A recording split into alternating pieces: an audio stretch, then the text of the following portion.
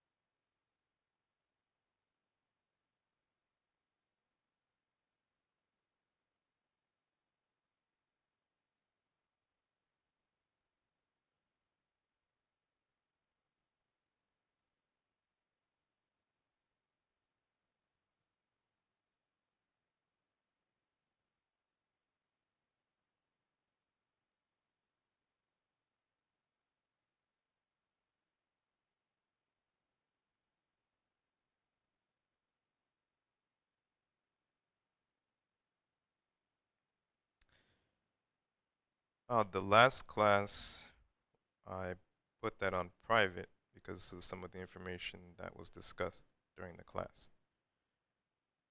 But usually, our live streams are saved and recorded to YouTube for individuals to view later. If you would like to view the previous class, you can send us an email to request access to it. And if granted approval, I'll go ahead and grant you access to the video.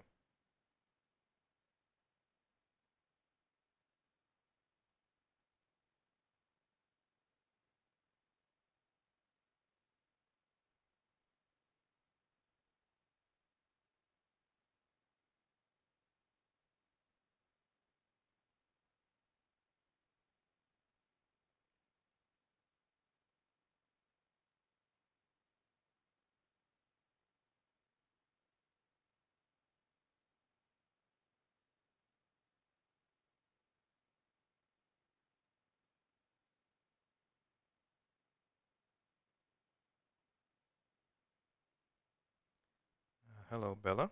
Welcome. Okay, let me. And she has a question, Nimai. She has a question. She says, "Hi, this is my first class. I'm glad to be here. Any advice on where to start? I've been watching older videos to catch up. I learned very quickly because it's triggering what I once knew."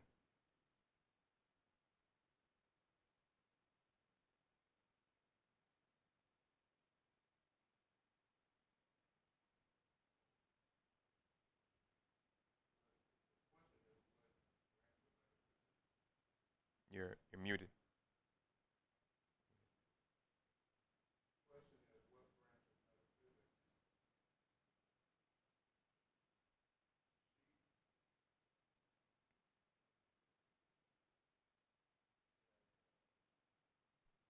that they want to Yeah, I can study. hear, can you Can you hear repeat me? that? I can hear you now. I hear you Huh? now. Can you repeat it? Yeah. No, could you repeat what you're saying? 'Cause I I can hear said you. what you. I said what branch of metaphysics is she interested in?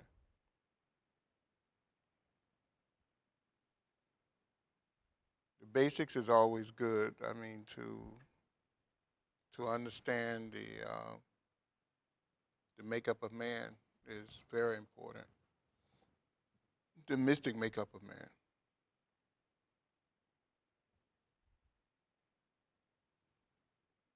It's because it's a lot of people get it wrong. So if you start there, then you always find yourself in a better position.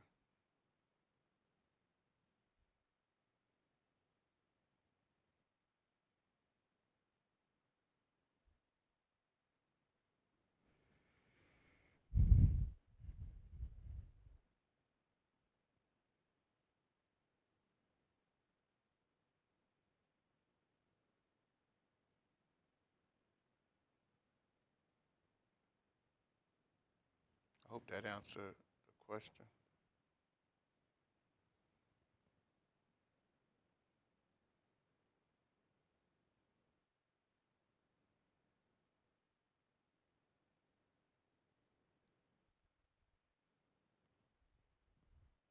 So like, I came here with skills in astral projection.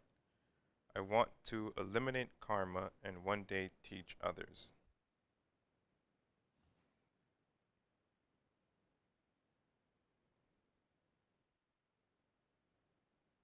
Okay, well, um, still, I would still say the same thing. Go back to the basics. There's a lot of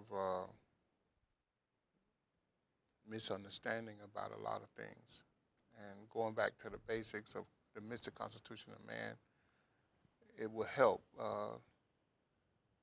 There's books on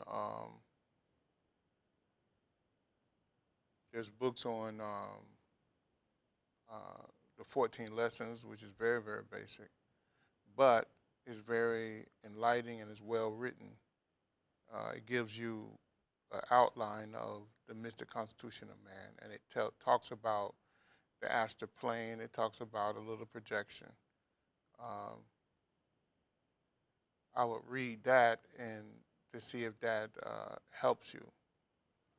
If that helps you, then they have another book called the Advanced Course.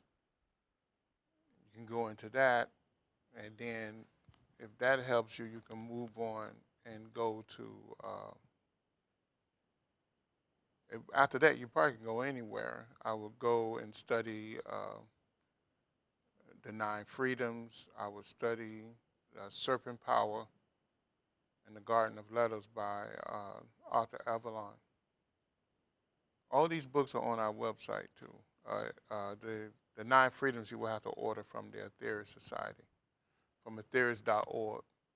But that's on our website too. The information about that book is on our website. But those are things that I would study. As far as practice, I would look into pranayama, science of breath, um, and contact your higher self through yoga. I would look at those books as a starting point for practice. Regarding astral projection, I would go to Douglas Baker book and Crookall book. Uh, they have probably the two best books in astral projection. So I hope that helps you.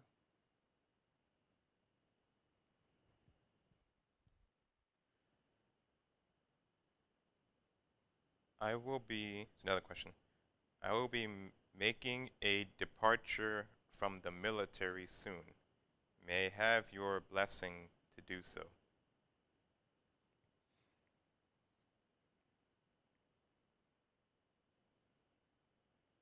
Um, I mean, I see nothing wrong with doing that. I mean, the the thing behind any action is the intent that you had when you went in, and depending on what type of activity, what type of things you engaged in, would depend on what type of negative karma you picked up from that, which still goes back to intention. So, I mean, you have to govern yourself with that. But, you know, it's always a wise move to predetermine your actions. And if you feel that departing there is better for your karmic pattern, then I would truly bless that because we know that the people that control the military don't have the best intentions. Although a lot of the soldiers may have their best intentions, but the people who actually control the military don't. That's why we as mystics avoid joining the military.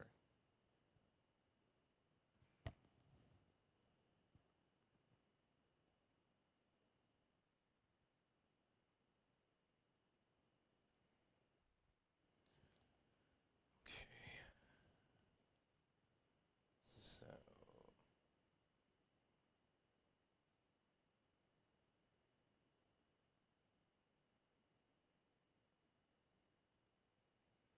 I turned my skills off to get more knowledge. I've been all over the place. Thanks for the books. Can you put the book names and practices in chat? I should start with link or email. Thanks much. Yeah, Bella, if you go to mysticknowledge, one word, .org, you'll find a link to a library where you can download some books. I'll type the address in the chat.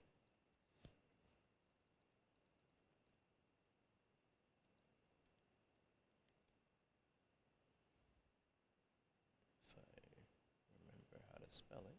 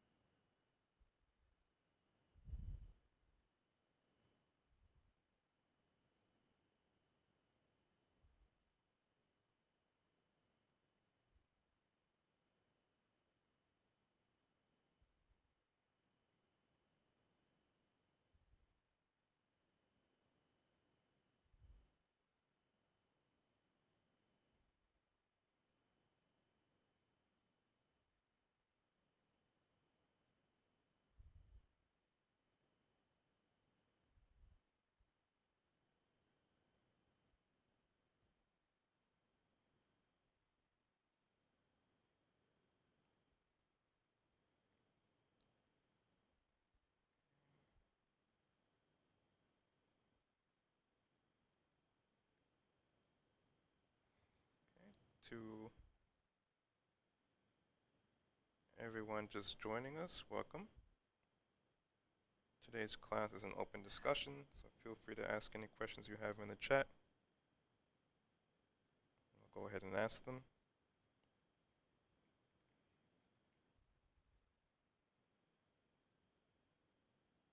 Also, for some of you, if English is not your first language, don't worry about that. Don't be embarrassed. Go ahead and ask your question, and I'll pose it to Nehemiah.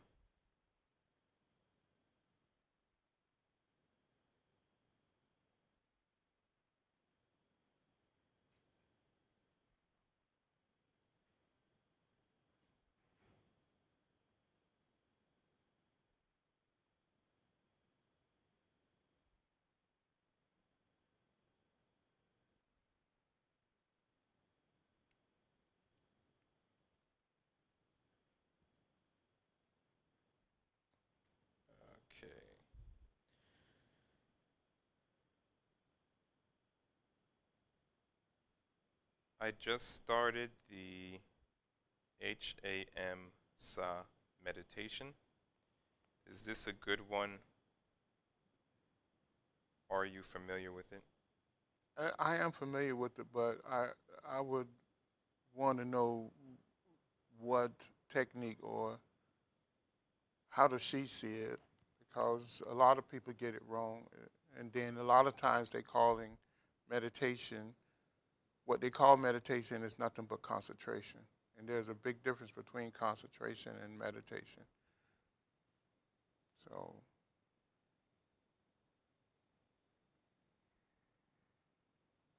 and then a lot of these techniques they're giving people things that they shouldn't do at a level of concentration. First, you concentrate. First, you learn to concentrate. Then you graduate into contemplation, and then from contemplation you move into true meditation. All of it is a road to meditation, and is some people say it's different levels and aspect of meditation because the the uh, the goal is to be able to meditate and then go into samadhi and then go into cosmic consciousness, uh, which, in my opinion, there's concentration, contemplation, then meditation, then a somatic meditation, and then a cosmic meditation. And that's how it should be looked at according to the ancient teachings.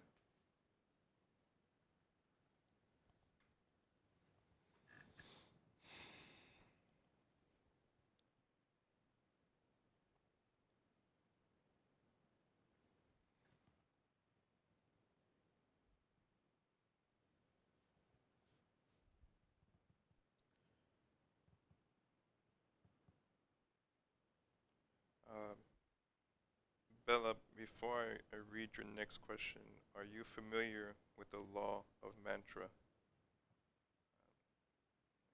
Because there's a reason why I'm not reading out the mantras you write. I visualize energy flowing down my spine on HAM and up my spine on SA. It helps to quiet my mind. That's pranayama. And it's a pranayama that's used with most concentration practices. So, but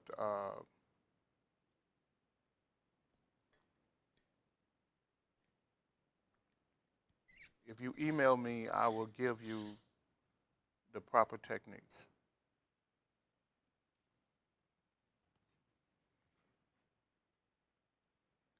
She says she briefly understands mantra. Yeah.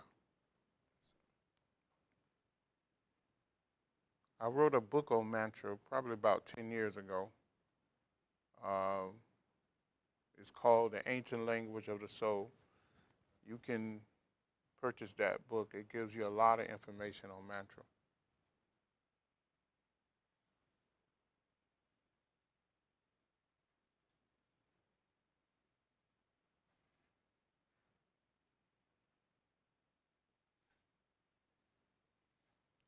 The email address is mysticknowledgecenter@gmail.com.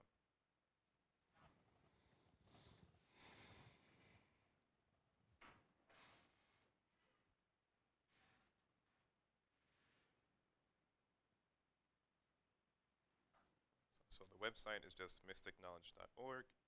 The email is mystickknowledgecenter@gmail.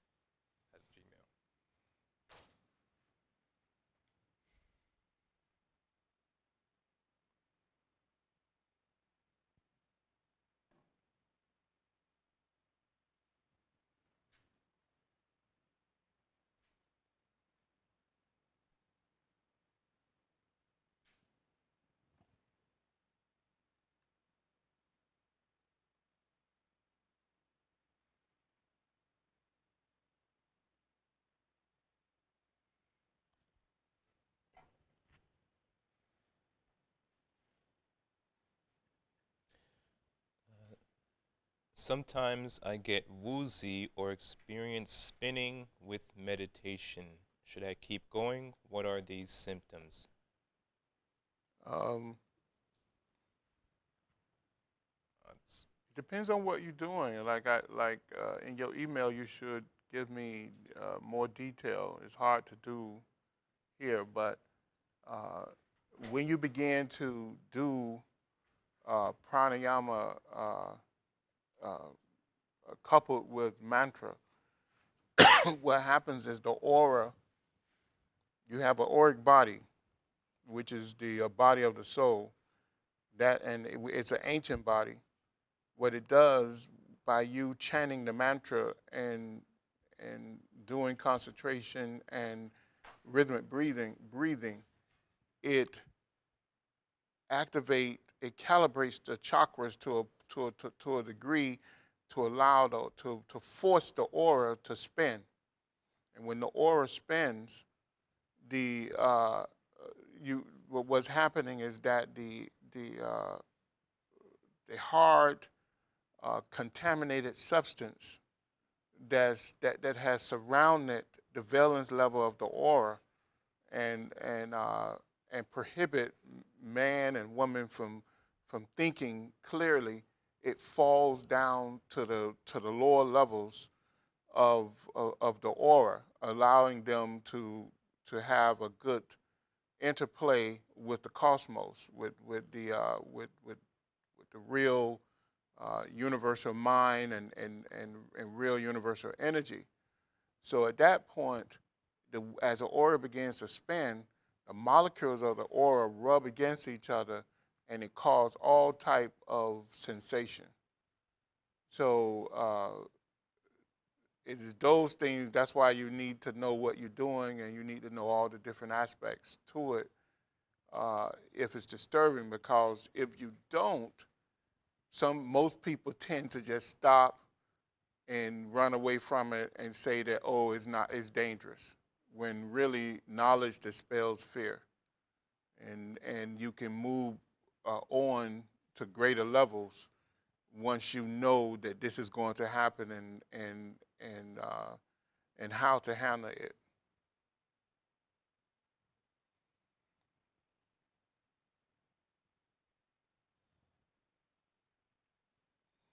I hope that answered your question.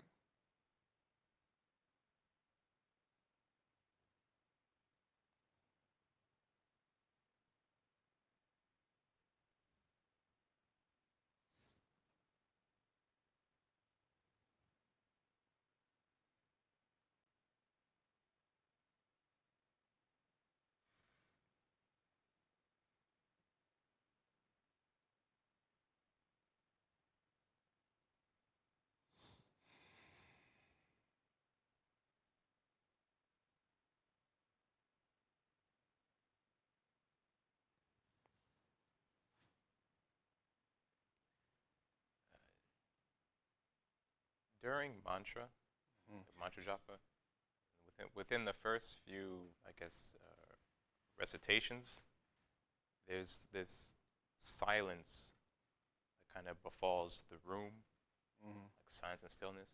Is that the, what's the word, manas settling down, or they just? It could be, or it could be the spinning of the because when the aura spins, it's like shift consciousness. Mm-hmm. You understand? Mm-hmm. And I say when the aura spins, it shifts consciousness. You know, you ever notice when you're in a car, a fast car, and when you take off, there's like a there's like a Ringing it's not a or ringing pressure. almost. It's like a zoom, like you begin to for a minute. There's a silence, and then there's a noise, and then there's a it's just it the silence the sounds from the outside go deafened for a minute Mm-hmm. before you hear it again.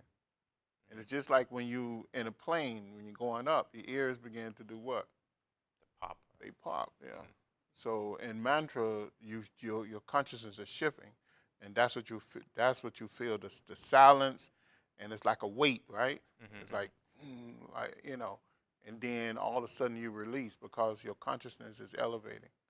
And if you really get into mantra, you'll feel your consciousness about 6, 7 feet above the Mm-hmm. head, Mm-hmm. right? Like I feel like I'm up here. Yeah. Yeah. And you while you chanting a mantra, because your consciousness has shift, and that and you have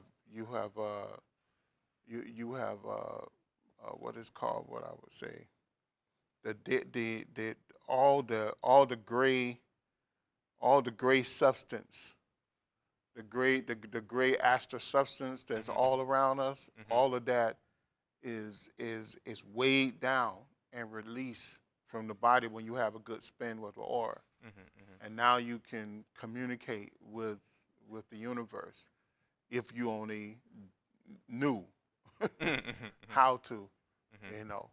But you begin to become sensitive, Mm-hmm. and everything is opened up because those mantras calibrate the chakras, and the chakras are nothing but mantras. Are It's a vortex center made up of different sound vibrations that tap into the cosmos, and that's why it's connected all the way through the auric body. And when you chant the audible mantra, you're also chanting you chanting that mantra mentally and psychically, to a certain degree. Mm-hmm. To go completely psychic, you know the procedure to do that, Mm-hmm. and to go completely mental, you know the procedure to do that. So, but in a physical level, what you're doing, you're giving a taste on all the chakras, on Mm-hmm. all the physical levels of the chakras. So it calibrates them a little bit to allow the aura to spin and allow you to connect to the auric body, which is the body of the soul, which is connected to the universe. Mm-hmm. Okay.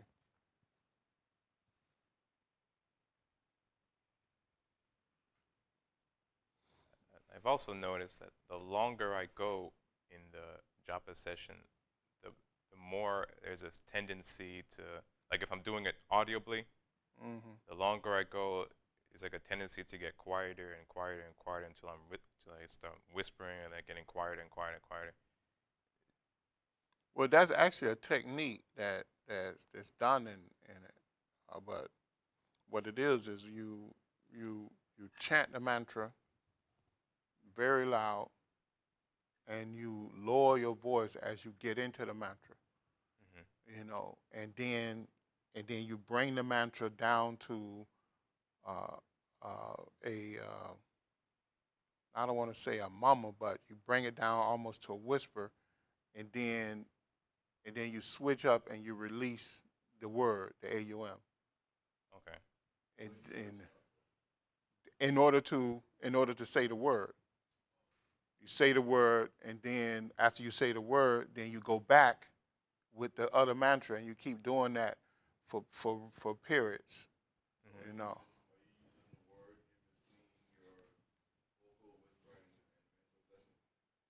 Yeah. Well, what you start high vocally, and you go down to a whisper, and then you say the AUM, and then you go high again and go down, and you say the AUM. So but when you say that, when you go down low, whisper, then you say the AUM back up here, and then you go back Okay. down. Okay. Huh? No, no, no, no, no. I'm saying when you get ready to say the AUM, you say it on the physical level. You don't whisper it. You say it on the physical level, and then you go back into the saying high, the mantra again, and go back down low to a whisper, and then when you come out of that, you saying the AUM loudly. You vocal the AUM with your voice, with your loud voice. That's like a creation cycle then. Huh? It's like a creation cycle. Yeah, You yeah, yeah. speak, and then it goes into stillness, and then spoken, and then into What stillness. it does, you'll see it cleanses the body. Mm-hmm. It cleanses the mind and the body.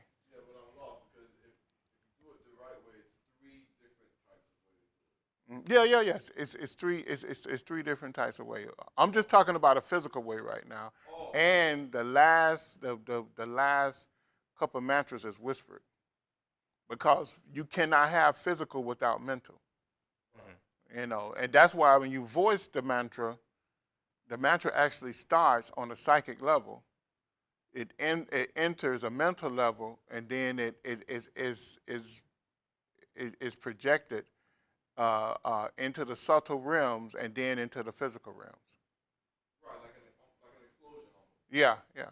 So right, so in your first session, you go down, you end that session, whatever mantra you're using, you're whispering it, closing it out softly, right? Yeah. But then when you end it and close that session out, you vocalize the word. You vocalize the word. Yeah. And then when you start again, Mm-hmm. you vocalize the mantra that you're using. Yeah. Same thing. Yeah. You get to the end, you should be soft. You should be whispering. Mm-hmm. And then you Close it out vocally or whispering. no, you close it out the same whisper with the mantra, but when you come vocal again, you come vocal with the word, and then you start the process all over again.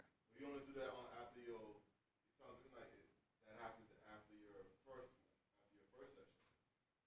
No, that's what ends every session. And what begins every session? It's because the mantra is the beginning and the end. so, Oh, okay. so that's why that's how you do it. So you begin and end every session with the word. Yeah. So, but that was a technique that we were taught in order to do the mantra for long periods of time, like for 2, 3, 4, 5, 6 hours. Ah, okay. Are you doing each session with the 108? If you want to, it's up to you. It's up to you. But I did it. I did 108. Mm-hmm. Yeah, because I had my beads, I had my rocks. I did it all different type of ways. I used to do it with the fingers, but I didn't like it. Yes, yes, yes. I didn't like it at first. Yeah, like this. There you go. They're asking for you to have the mic.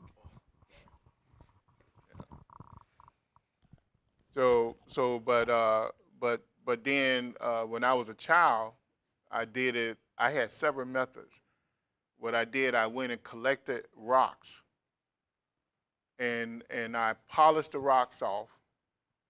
I painted the rocks.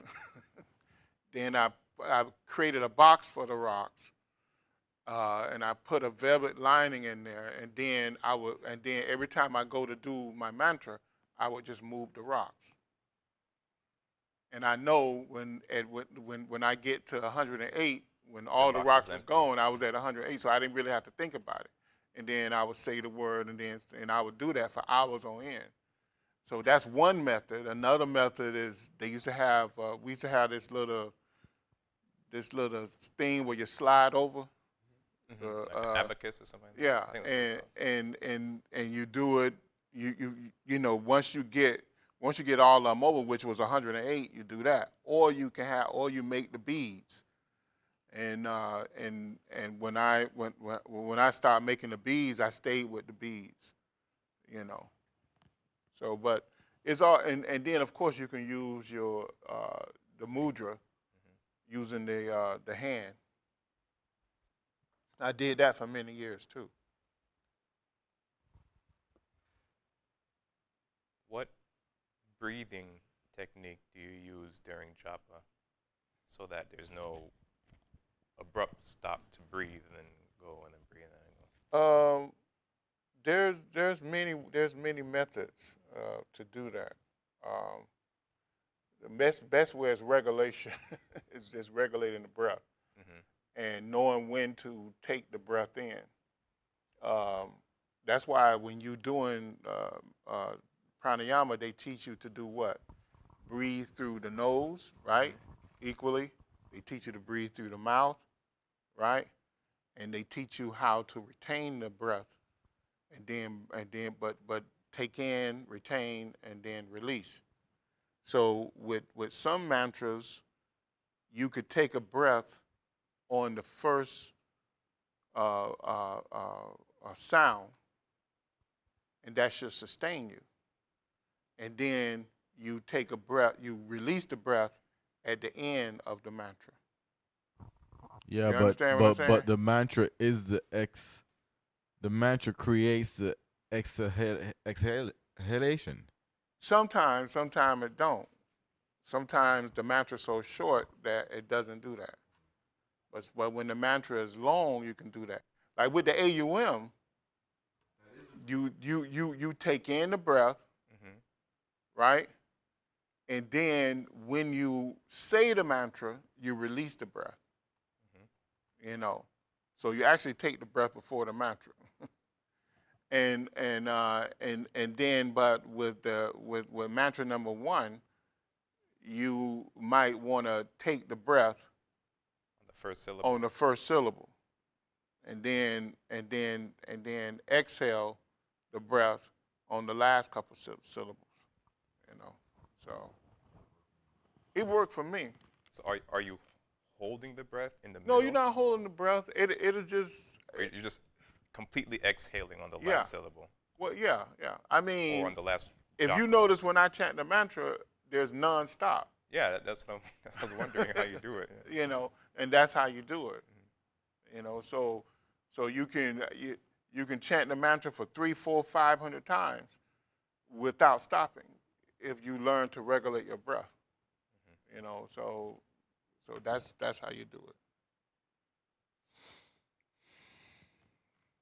Any other questions? Okay, everyone, remember this is an open discussion class, so please type your questions in the chat.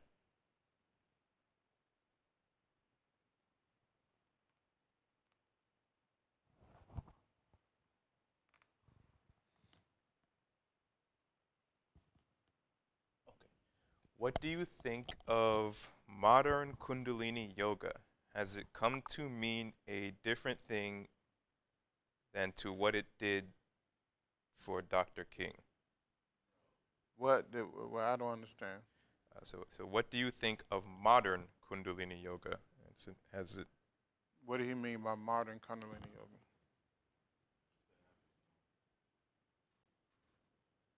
yeah, has it come to mean a different thing to what it did to Dr. King? No.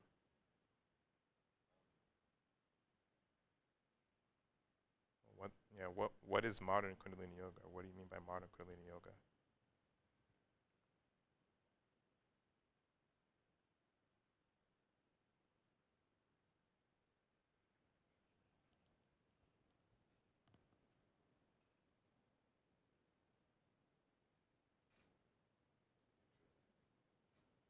Hmm. Like there's some I mean, Dr. King made some small changes to adopt it for a Western audience, but it wasn't the Kundalini yoga Not itself wasn't really. changed. I mean, what Dr. King gave us was it was really standard. Mm-hmm. You know, because if you go all the way back to Lahiri Mase, when Lahiri Mase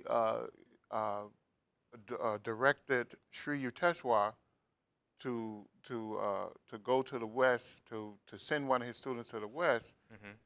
they had already laid out what type of methods they would give the West. The same thing with Sri Ramakrishna when he instructed Swami Vivekananda to come to the West and teach the West. He did the same thing Mm-hmm. because although well, I don't even go there, but they did the same thing in the sense when they gave the practices, they gave the ancient teachings. Mm-hmm. Mm-hmm. But for every culture and the way that culture do things is the teachings are modified for them. You know, the Eastern Indian culture, they were used to sitting on the ground. They were used to to doing things the way they did it. Mm-hmm. The Western culture was used to sitting in a chair. You know, so they had techniques for sitting in a chair too. Mm-hmm. Mm-hmm. You know, it's just that the lotus and all that stuff is more and I mean sitting on the ground is more the different forms of the lotus because there's different styles of the lotus, Mm-hmm. right? So that looks more exotic to some of the Westerners, and it draws a crowd, you know. Mm-hmm. Mm-hmm. But even the lot of the Indians did not, the Indian, even the African people, they did not use the lotus. Although it's a good technique to help move Kundalini, but there's a combination of things.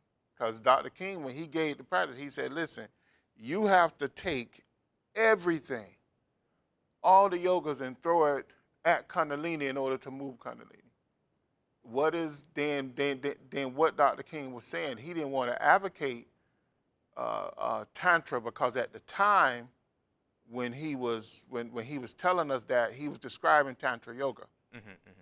But Tantra Yoga had a bad name back then in the 50s and 60s, because Hollywood had got a hold to it.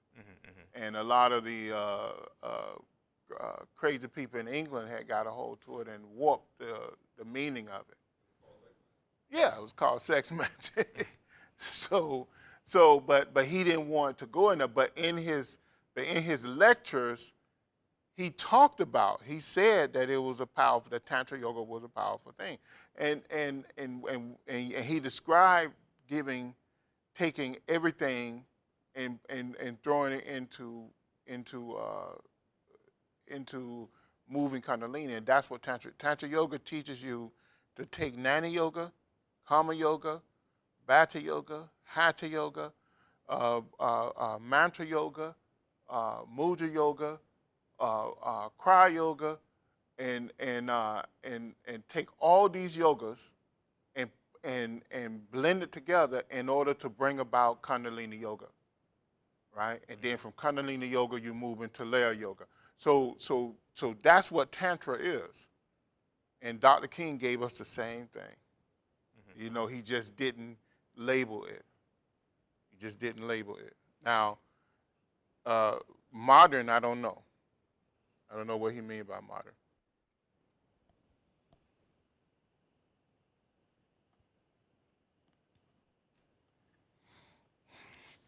But let me ask you though, why would you make a distinction between Laya Yoga and Kundalini Yoga? Because Laya Yoga is Kundalini Yoga is awakening Kundalini. Laya Yoga is dissolving the consciousness through Kundalini Yoga. In other words, as you move the consciousness up the spine, you dissolve consciousness below, wherever you are.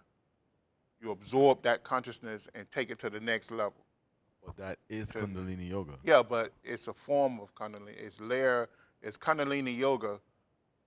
Is layer yoga it's Kundalini Yoga in a layer yoga state or method. But Kundalini Yoga is awakening. That's what everybody's moving towards, to try to awaken the Kundalini. And once you awaken the Kundalini, then you dissolve consciousness into, with layer yoga, which is just another form of Kundalini Yoga. Right. So are you saying that the aspirant, once that they gain some sort of control, conscious control, right? Mm-hmm. Then you move beyond just rising it. Now you have to master what you've just described in terms of you have to move it. You have to move it up the spine. So now you're not just talking about moving the Kundalini. You're now talking about mastering consciousness on each of those levels. On each of those levels, because remember, Kundalini is a vehicle of consciousness.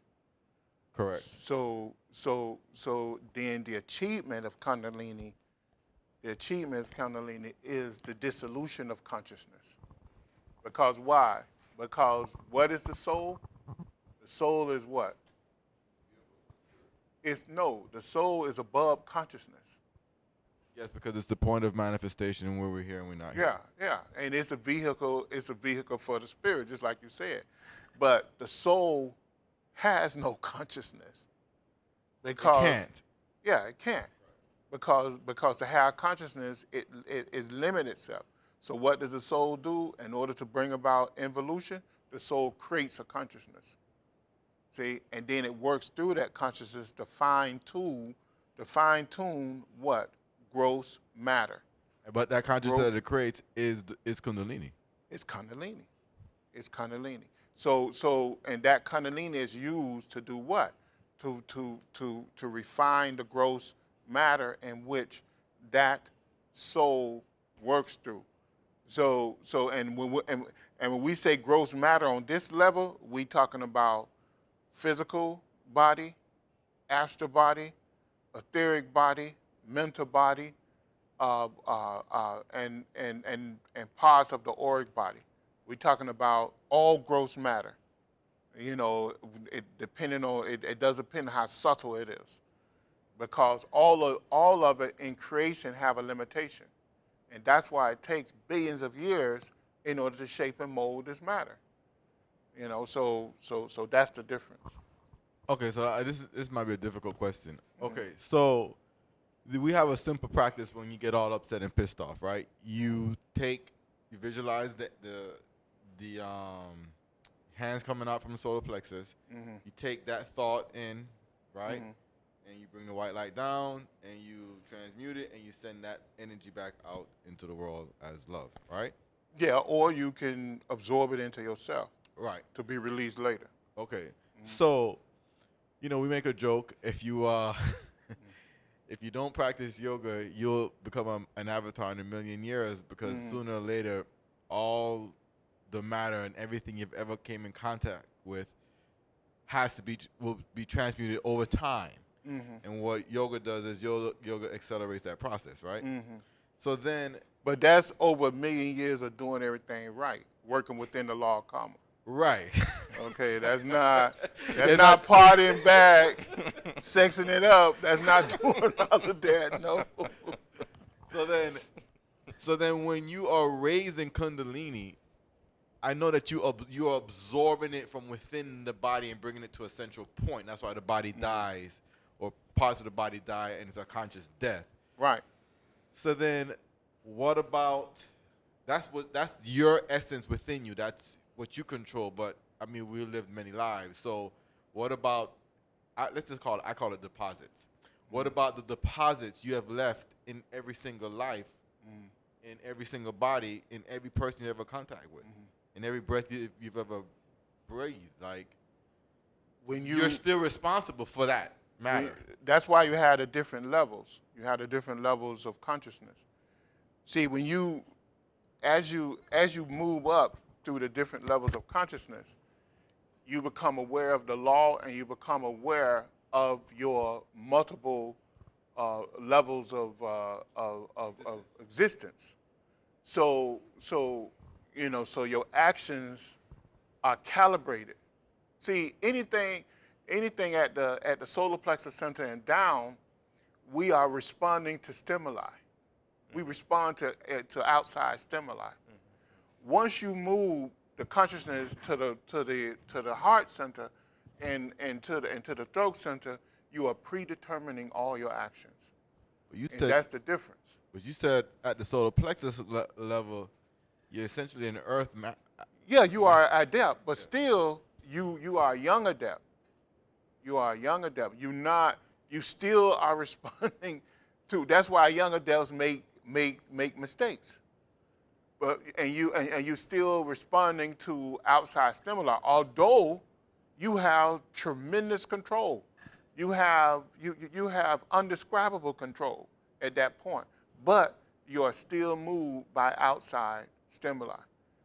But when you go into the heart chakra, and you understand, at that point you begin to truly understand the subtle world that makes up the physical world.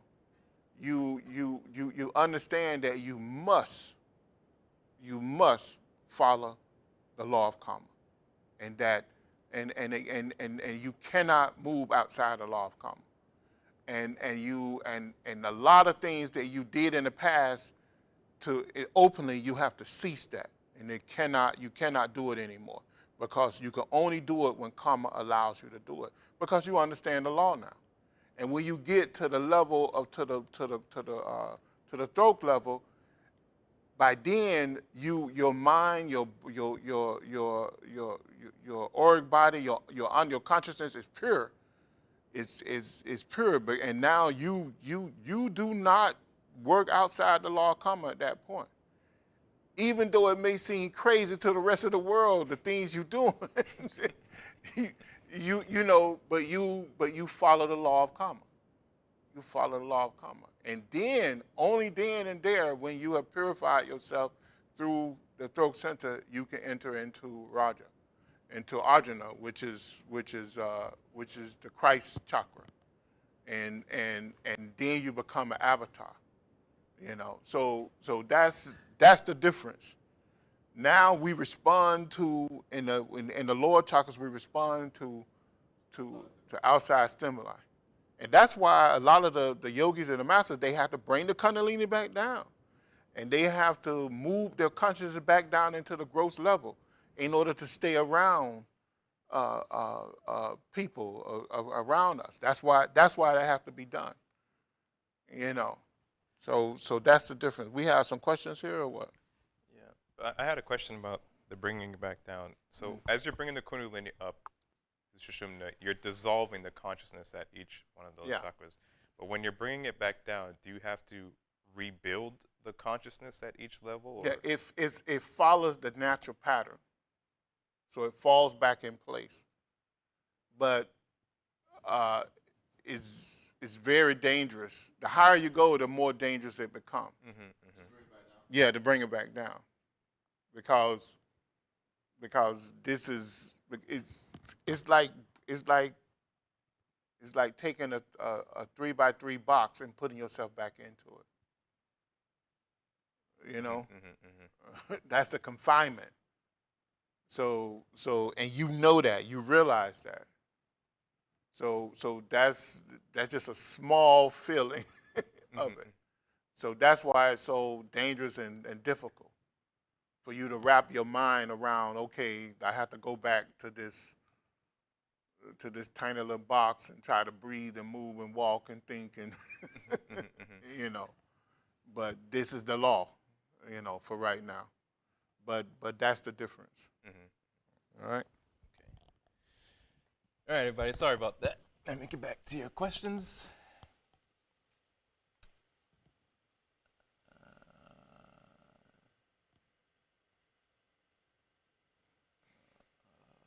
Okay. Is there a method to get off of a karmic wheel, especially when it has run its course, but needlessly continues?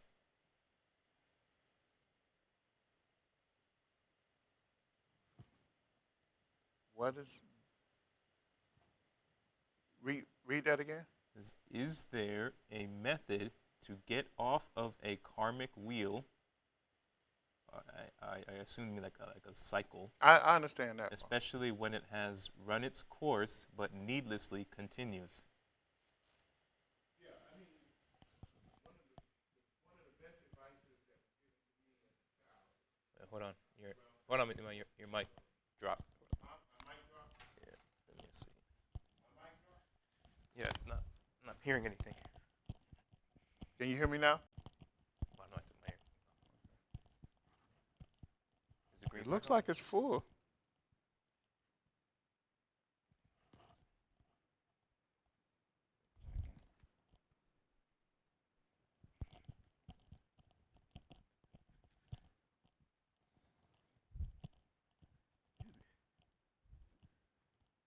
Try speaking now?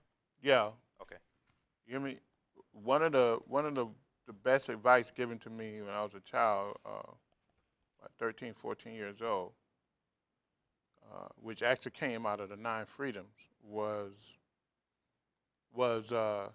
predetermine your thoughts and actions.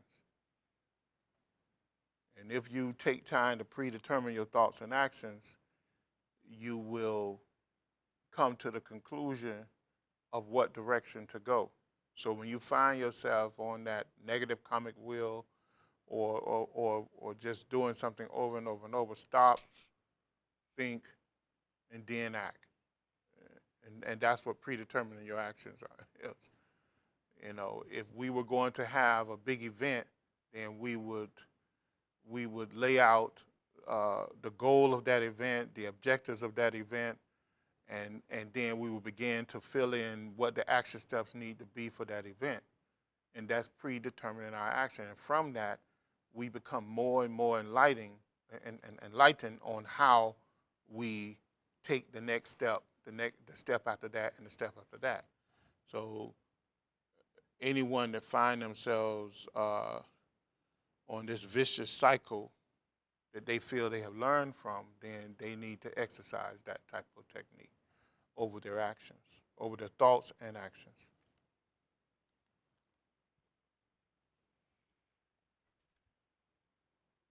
I hope that answers your question.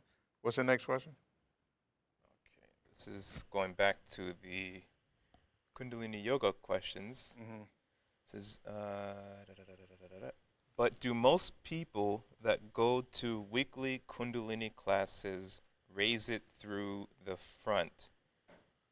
I mean, the YouTube videos for Kundalini Yoga are more asanas than Dr. King did, probably.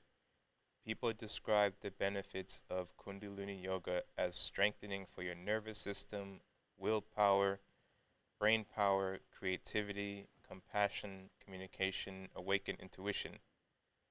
Oh, So, is that it? Go ahead. yeah. Go ahead, finish.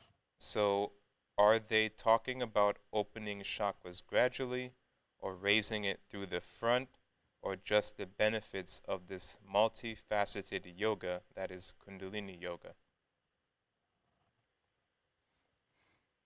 Raising Kundalini through the front of the body is wrong. Do not do that. That is a form of black magic. Anyone teaching you to do that, run away from them and run fast. Okay? Don't do that.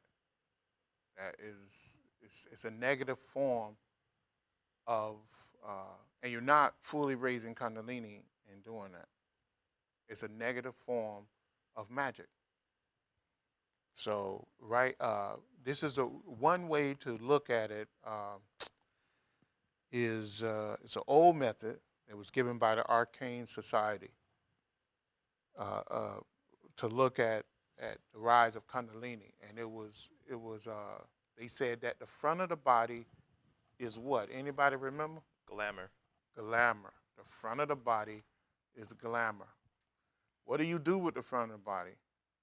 Everybody look at the front of your body, and they always dolling up the front of the body, because the front of the body is glamour, and the front of the body weighs you down. The front of the body, you gain most of your sensation from the front of the body.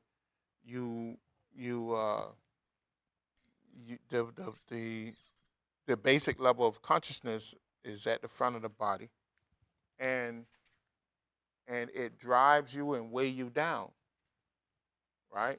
The back of the body is that part of the body that does what? It sustains you.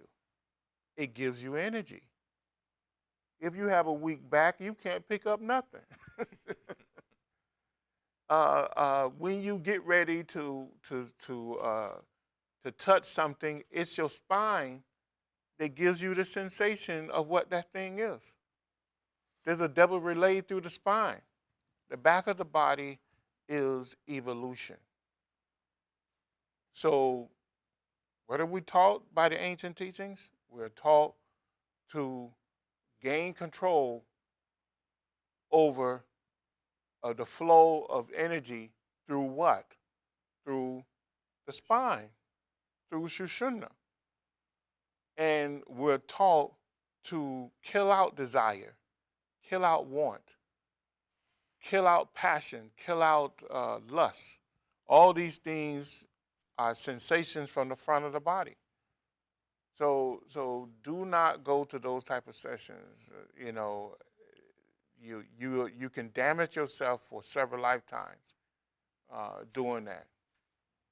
And if you have any ability to communicate with the people that have moved on, that's living on the other side now, they will tell you the damage that you do to yourself.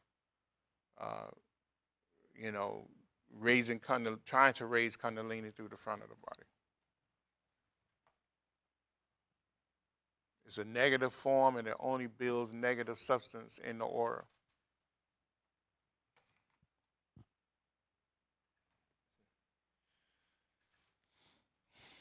So front of the body are ego. Yes, negative ego.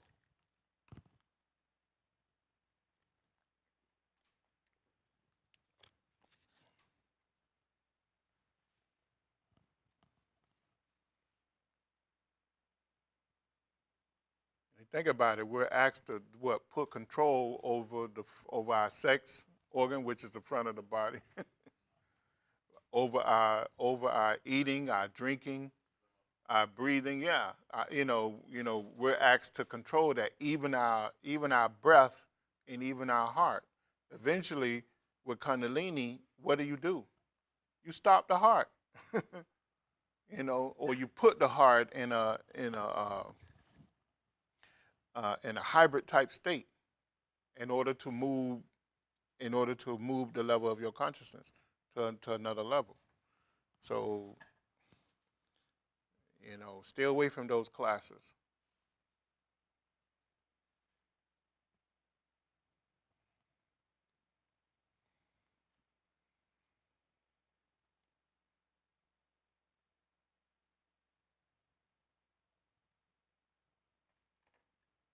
Any other questions?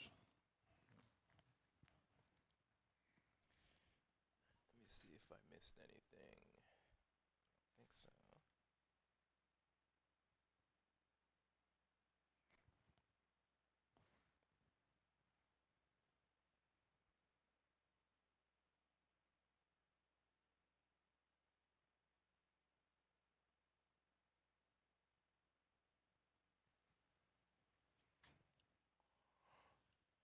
Could you tell me how karma is implemented?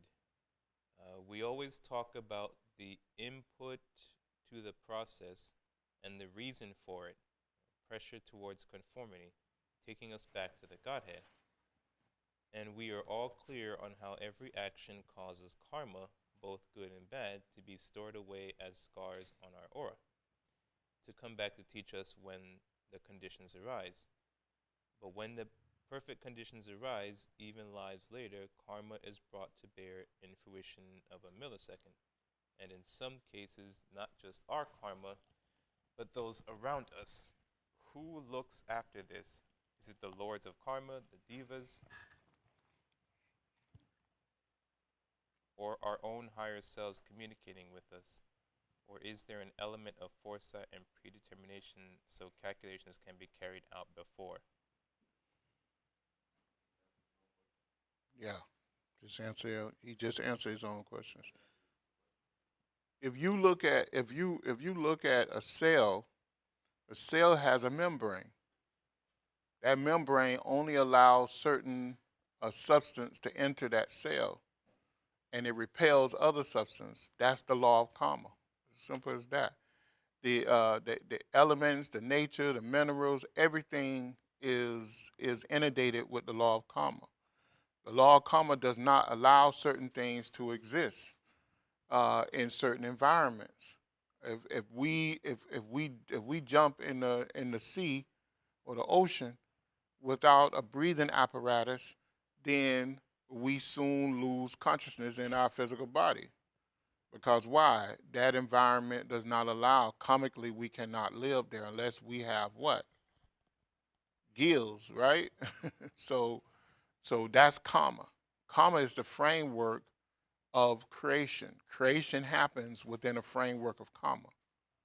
So the law, the pressure towards conformity is your environment, is your mental state, is your physical makeup. Because all physical, whether it's etheric physical, astrophysical, or mental physical, or auric physical, uh, it's it is conforming to the law of karma. So and that pressure pushes you in the direction that you need to go in order in in order that after you have learned uh, uh, that law, you would never have to revisit that law again. Like right now, if you are a functioning, intelligent human being, you would know that you can't come home, pour out gas on the floor, and then light a match. You know you can't do that because that destroys what? Your environment, right? And you understand fire, you understand liquid that's combustible, so you don't do those things. You also know that if there's a vehicle traveling 80 miles per hour on the road, you don't step out in front of that vehicle because it will what? It will destroy you, at least on this physical plane, right? And depending on how damaged your physical body is, it might hurt you on the astral plane, the astral body that you have to travel to the heaven or hell, so to with. So, you have to be. It's the law. Karma is everything. Karma is your total environment. Karma uh, uh, is part of mind. Karma is part of shati. Karma is part of uh, of, of prana and the preservational energy called love or amanda. It's a part of all the four principles of Shakti is karma, and karma is the elements, it's the Mahabhutas, as well. So and then that's why the karmic lords, the solar lords, are also karmic lords, are also devatas. I mean, because why? Because they uh, they only move to the law of karma. All their actions are karmically balanced. So that is the law. Okay. Okay, for example, one person having an accident affects relatively few, but a huge disaster can affect hundreds of people and thousands of relatives. Is a fantastically complex equation. How is this process governed? And how about the equal and opposite reaction? Does that come at a later date? It depends on the group consciousness. If you find 100,000 people dying all at once, it's because they was part of a group consciousness. As simple as that. Yeah. Yeah, it's just like right now with our crazy government. We going down the road of uh, where the government is taking us. We're part of that group conscious, whether we want to say we are or not.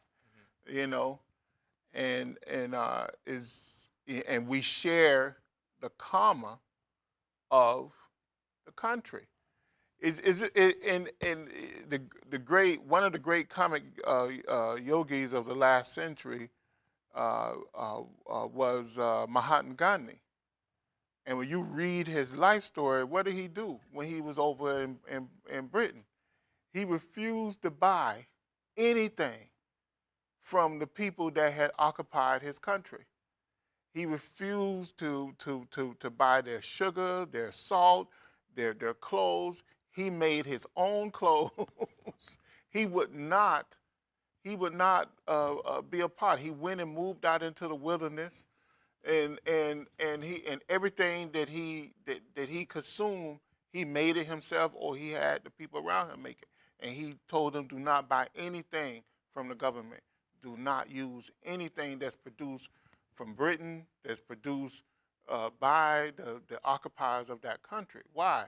Because he was bringing about a comic manipulation, right? And then he would tell his followers to do the same thing and to do as much as they can. Most of them couldn't do everything he was doing, but they can probably do 25% or 50% or 60. So he knew what he was doing. And before he started, he told the government. They said, well, how you think we're going to leave? He said, you're going to just pack up and walk away. you know, so because he said we will not. There would be no violence I do not advocate violence. But he said we will refuse to submit to you, and that's what he taught his people, and that was a comic manipulation. It was just karma. It's just karma building up and pressuring them.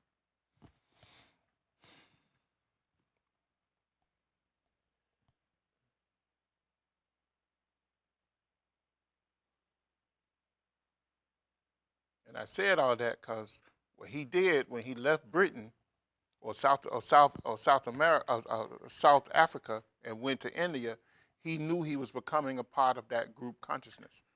He was a part of that group consciousness anyway because his lineage was there. So what did he do? He manipulated that group consciousness in order to bring about a desired effect.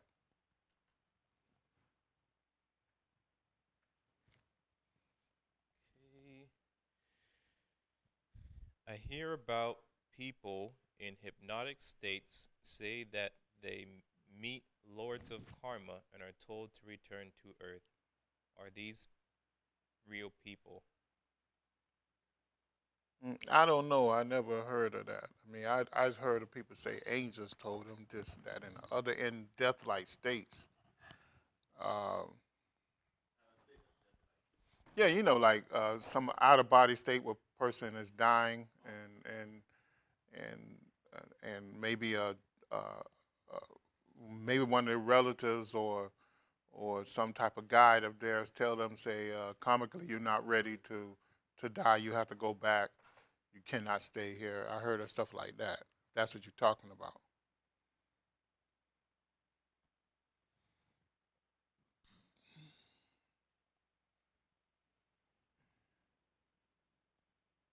With, re- with regard to healing, have you found that you've had more success treating people who are victims of mass catastrophes rather than those suffering from what you might call lifestyle diseases, which are often self inflicted? Because in mass catastrophes, some people's karma might mean that they can come out of the suffering much quicker. I don't know. I don't know about that. I mean, it just depends on every healing depends on that person's karmic pattern. So I've seen people heal from self-inflicted stuff and heal from mass destruction too. I seen both, so I don't know. It depends on that person's karmic pattern, I think. So I don't know. I seen people that was diagnosed with some type of mental illness. Uh, you know, come right up out of that. You know, so I seen people that had been burned, their skin healed instantly. And I seen people that went blind that their sight was given back to them. I mean, this, it happens. And then I seen just regular healing, just people who suffering with ailments, uh, they get healed immediately. So it depends on whether it's karmically fit for that person to receive that energy.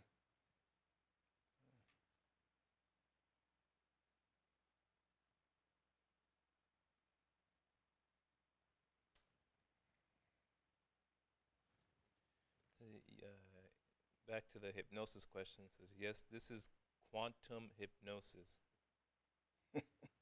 People who remember their past lives and after death, they say a council or karmic council tells them they have to be reborn on earth and they never want to. I thought this council might be hijackers to trick people into returning to earth. No, no, I don't know about that. I tell you this: if you here on Earth, then you will remain here on Earth for many, many lifetimes uh, until you learn to raise the power Kundalini and ascend.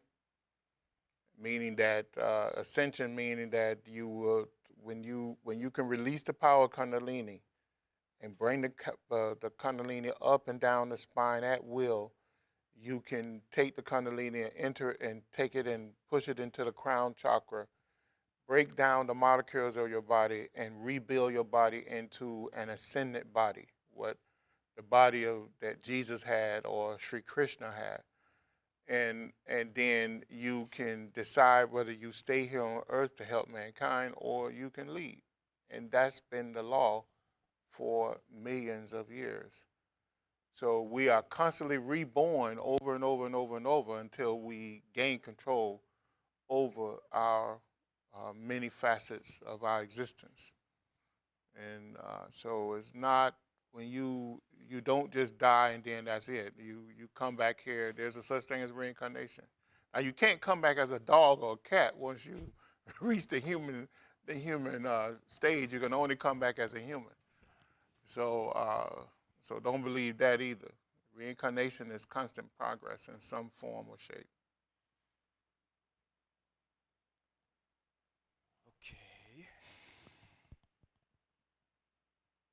It is said that even if you raise Kundalini in this life, you might still have to come back for more lives because you haven't experienced every lesson. I even heard one master who had one last lesson to learn and was born and then died straight away. So what are the experiences needed to fulfill all the requirements to graduate from this classroom? Is there a list? No, not really. It's that's common. That's the person's karmic pattern. You know.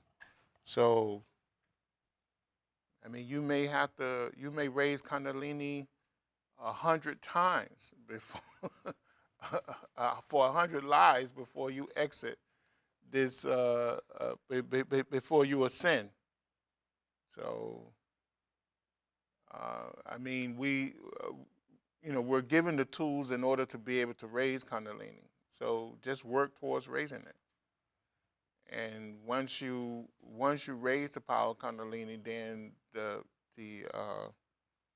all knowledge space is open to you, and then you can learn as you are karmically fit to learn. So yeah, yeah.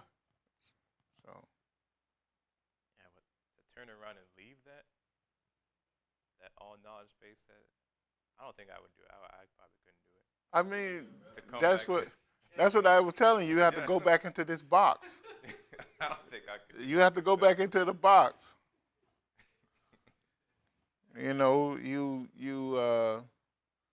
have those feelings, but that's why you have to mentally develop yourself so that you have this tremendous control to walk through to walk the path. You know, that's why that's why that's one reason why it's wrong to try to take a portion of the Kundalini and bring it out the front of the body. You know.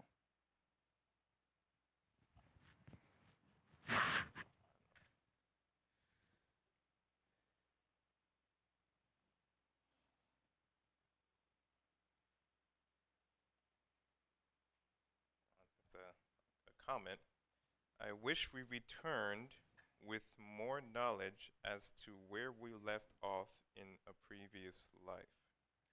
I think most people do, but it's called instinct. Instinct. They are not conscious of it, but they are instinctive enough to know not to open this door. You know. Knowledge. She's saying knowledge. The knowledge to know. It's like I was telling you. Like child prodigies, for example. Yeah. Well, it's more than that. It's like I was telling you about the professor, what she said in her lecture. Professor, or what was it? Dr. Frances Cress Welsing. Remember? She said the more melanin you have, you are connected to your senses, your higher senses. And she said you ever notice black people walk out the door and they hear a big sound and they don't have to go and see what the sound is. They instinctively know what the sound is. So if it's a bad sound, they get the hell up out of there. She said, but people that's not that connected to their senses, what do? Investigate.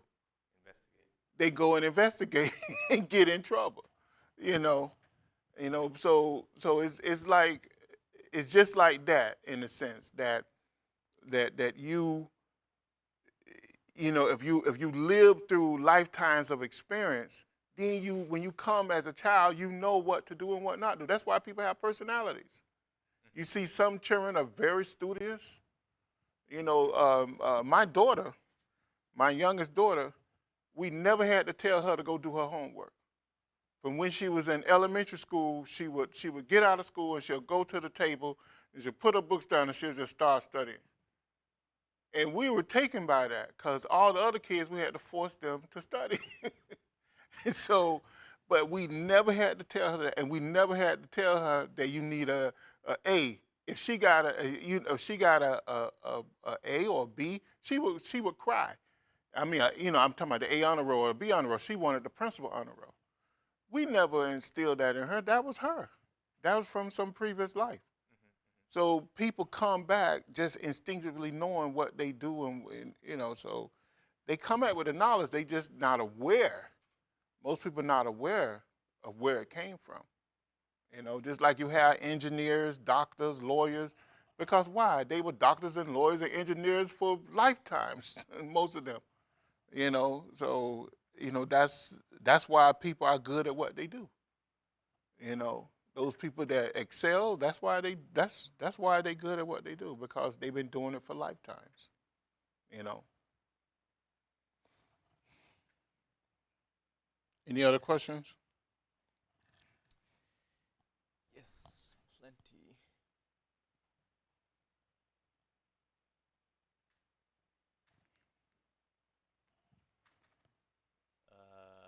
I love dreaming.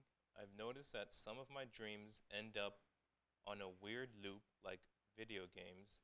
I view the same scene for an hour over and over like a glitch. Is this a glitch in the video game? That's normal. Just don't worry about that. And says back to the Dreaming is most dreams are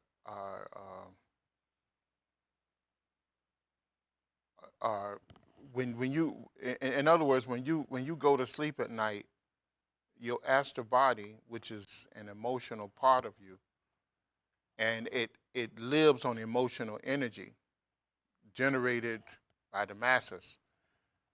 What it does, it goes over the things that you love doing, or go back to the scene of the crime, in other words, or the act, and it repeats that over and over and over and over and over again. So that's a normal thing. And sometimes you become aware that you're going through that act over and over and over because somehow you enjoy doing it, or the body enjoyed doing it, or the mind enjoyed doing it, or some aspect of you enjoyed doing that. So that's why it's doing that. One of the ways to not do that is to create affirmations and say those affirmations 20, 30 minutes before you go to bed and fall asleep saying them, and then it is said after you gone, and then you won't have those effects. Or also develop concentration and contemplation, where when you exit the body, you are aware of the of your astral body, and then you can go and do certain tasks. What's the next question? It says back to my previous question. My intuition led me to a gazillion of topics way too advanced for me. It was like information overload. I once knew, but not where to start.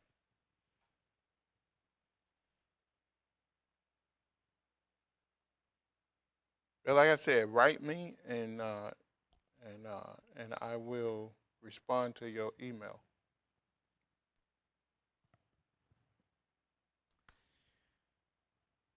All right, everyone, are there any final questions as we start to wrap up?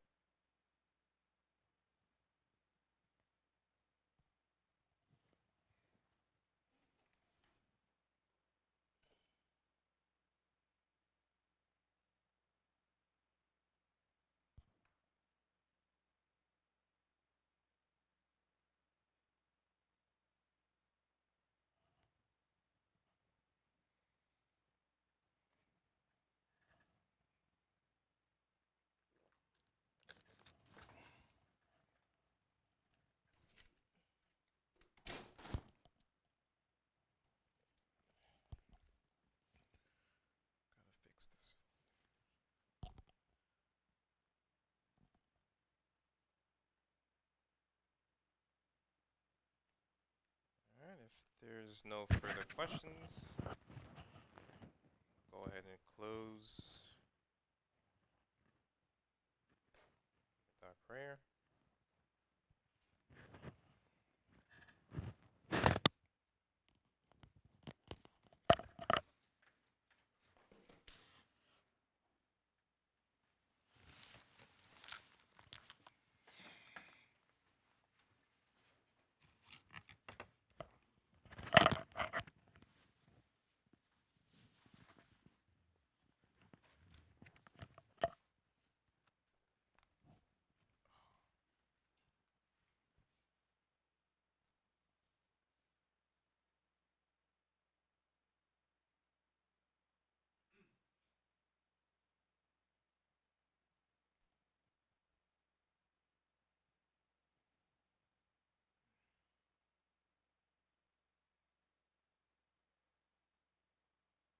The New Lord's Prayer.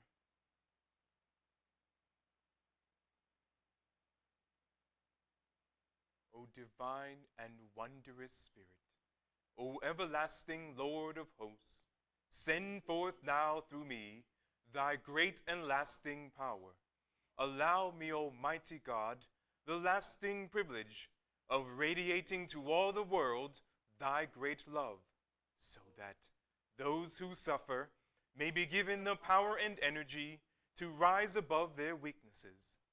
Almighty God, in great humility do I ask you to send forth your power to give to me this great lasting privilege of being a channel, so that my suffering brothers may be helped and guided and healed and lifted into thy light, so that they who know not may look up and in doing so receive to their higher selves your divine counsel. Almighty God, this day have you granted me a divine privilege. I ask you now to give to me the strength so that never again will I turn from my inner vision of you. Oh, great peace, great peace, great peace. In praise of your greatness, O God, doth my soul sing. Grant it energy to sing on forever and forever.